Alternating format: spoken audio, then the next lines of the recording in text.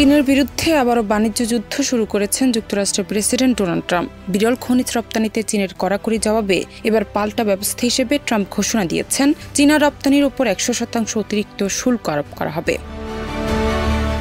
শুক্রবার সামাজিক যোগাযোগ মাধ্যম ট্রুথে এক পোস্টে তিনি জানান, এই শুল্ক কার্যকর হবে 1 নভেম্বরের মধ্যে এবং একই সঙ্গে সব ধরনের গুরুত্বপূর্ণ সফটওয়্যারের উপর নতুন রপ্তানি নিয়ন্ত্রণ জারি করা হবে।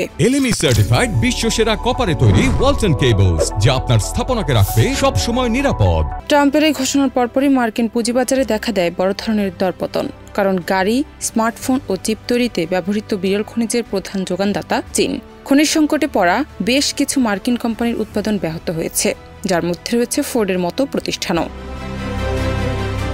এই পরিস্থিতিতে প্রেসিডেন্ট ট্রাম্প চীনা প্রেসিডেন্ট শি জিনপিং এর সঙ্গে পূর্বনির্ধারিত বৈঠক বাতিলের হুমকিও দেন। যদিও পরে জানান বৈঠক এখনো বাতিল হয়নি, তবে আলোচনা আদৌ হবে কিনা সে বিষয়ে তিনি নিশ্চিত নন। চীনও চুপ করে বসে নেই। পাল্টা জবাবে তারা মার্কিন প্রযুক্তি প্রতিষ্ঠান কোয়ালকমের বিরুদ্ধে একচেটিয়া ব্যবসার অভিযোগে তদন্ত শুরু করেছে। এতে কোয়ালকমের একটি বড় চিপ নির্মাতা কোম্পানি অধিগ্রহণের প্রক্রিয়া থমকে যেতে পারে। পাশাপাশি যুক্তরাষ্ট্রের সঙ্গে সংশ্লিষ্ট জাহাজগুলোর উপর নতুন করে বন্দর ফি বসানোর ঘোষণাও দিয়েছে চীন। চলতি বছরের মে মাস থেকে শুরু হওয়া যুক্তরাষ্ট্র চীনের মধ্যে চলমান উত্তেজনা এখন আরও তীব্র আকার নিচ্ছে। প্রযুক্তি খনিজ রপ্তানিকে ঘিরে এই দ্বন্দ্ব ক্রমেই পরিণত হচ্ছে এক নতুন ধরনের ঠান্ডা বাণিজ্য যুদ্ধে। জানাত নিপু, দেশ রূপান্তর।